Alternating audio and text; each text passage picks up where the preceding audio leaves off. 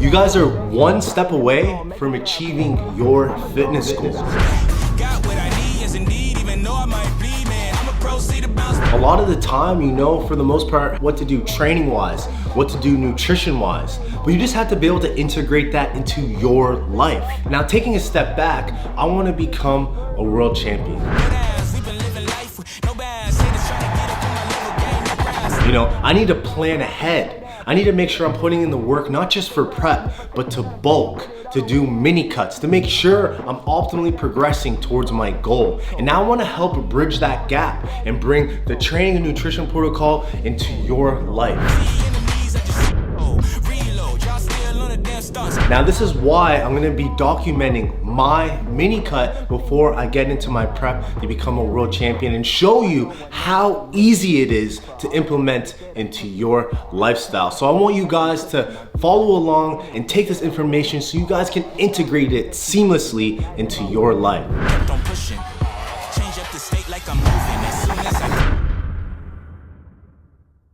So first thing we gotta do is to figure out if this gym is gonna work out, because right now in the city we're trying to figure out what the best option is, because to be honest, some places and some people that have certain gyms aren't the best, you know, it's just how it goes. So we're gonna go find and check out this gym. My buddy actually owns it, really cool guy here in Kelowna, and the vibe is really cool. It has like graffiti and stuff in it, but I'm not 100% sure what it's gonna be like because they're still, you know, renovating and stuff. I know the end product's gonna be dope though. So we gotta get it here. Oh, and I need to take my pre-workout, you know? So I got my aminos, I got my Legend, and you know what? I want to have my pump in today. So off cam, I actually just had a banana. Luna loves bananas. But this is what I have for pre-workout a lot of the time. Just like a protein shake, which I already smashed. So we're about to take some pre-workout, head over to the gym. Hopefully it works out because the photos look insane. And I'll see you guys there. All right, everything worked out for us. We're here at Iron Energy, just literally across a bridge. You know, they're super cool about us filming here. So I want to shout out B-Mark Fit. He just copped this gym with a couple of his buddies and actually it looks insane. So we just did a tour and I'm about to hit my back and shoulder day, which I'm really excited about. Get this series going and I guess let's just get into it.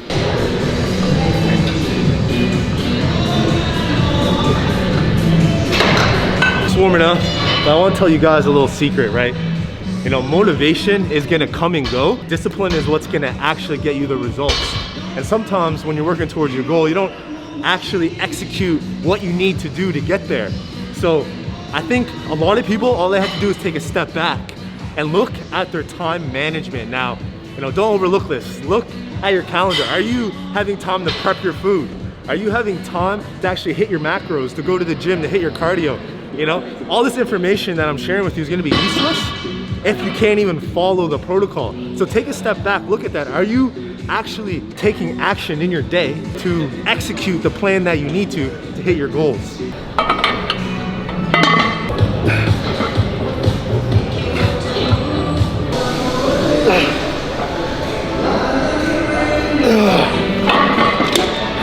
You know, I'm such in the zone right now. Like, I'm just so hyped up and excited. Like, I don't even know if I told you what I'm working out, but today I'm gonna be hitting back and shoulders. Now, a lot of you guys are just hitting these generic splits, PPL, upper, lower, whatever, but you need to focus on your weak points.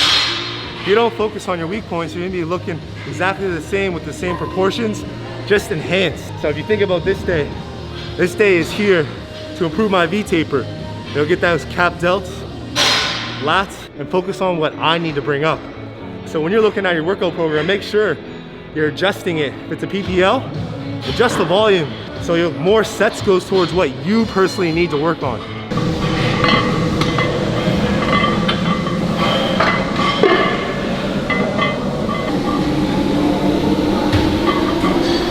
So this second half of the week, if you guys don't know, is my focus on the mind-muscle connection, really activating and disrupting the muscle fibers. So throughout the entire range of motion on back, I'm not just pulling and letting go or kind of jerking it at the end. I want to make sure throughout the entire range of motion, I'm literally feeling my lats, like throughout the entire way. I'm getting a squeeze I feel on the bottom of my lat, squeeze my shoulder blades together. And I don't just release it, I squeeze it and I continue to release it until there's a nice stretch. Once I get into the stretch, I don't use that momentum to pull back right away. I activate my lats again and I continue to pull through. So if you guys are having a hard time feeling your back, you know, you guys can throw that in, start with the lower weight, activate your lats, and then continue to add weight on top of that. You know, where you're gonna start plateauing, you guys are in a plateau, you're gonna start jerking the weight around, you're losing that tension in the muscle. So moving on to cable rows. Another thing to activate your back better is, instead of just pulling back behind you, try and bring your scapula down, so your shoulder blades down, and focus on keeping your elbow down as you pull through. This movement here, elbow extension, is what's gonna activate your lats. Then when you're up back here, squeeze your shoulder blades together, and you're gonna start hitting your rhomboids, your mid traps, that type of thing, right? So, you know, don't just pull straight back. You're gonna be leaving a little bit of range of motion on the table. You probably will have to drop the weight, but I promise you, you'll feel it a lot more.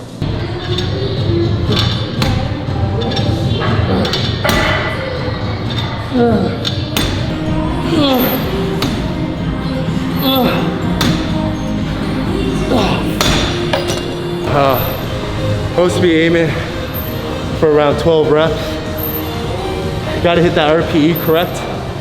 On both sides, you wanna hit that sweet spot. If you're going too hard, you're gonna be leaving volume on the table. But if you're working out like a pencil and being too perfect, you know, then you're gonna leave some on the table too. So you wanna have that sweet spot where you're hitting your correct relative intensity, which pretty much just means how far you are from failure, and progressive overload in that area. If you're reaching failure every week, every workout, how are you supposed to progress next workout?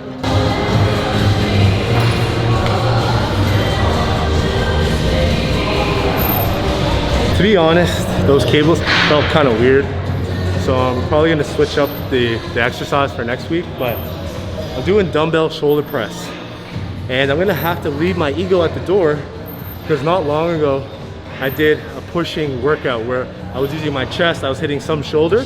But the thing is, when you're programming, you have to take into account workout fatigue, training fatigue. So this isn't necessarily the main day where I want a progressive overload. That's gonna be on my heavier days. I'm still gonna try and do it, but you still have to take into account training fatigue. Now, if it is too much and you feel like it's really holding you back, you probably have to drop your set volume back or drop your intensity back to make sure you can get that volume in. You know, think about it. What would you rather? Get one really hard set in, or do a bunch more volume throughout the entire week?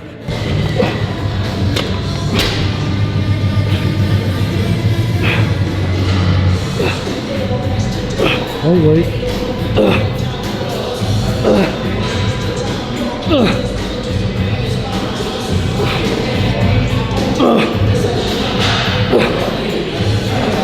See, that's where I had to leave my ego at the door.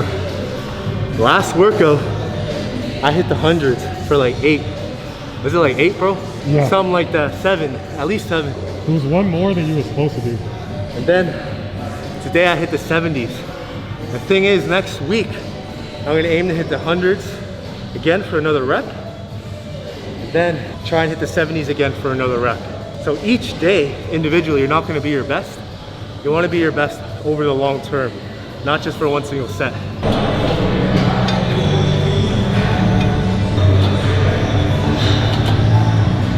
So on this exercise, I'm actually gonna try and hit failure.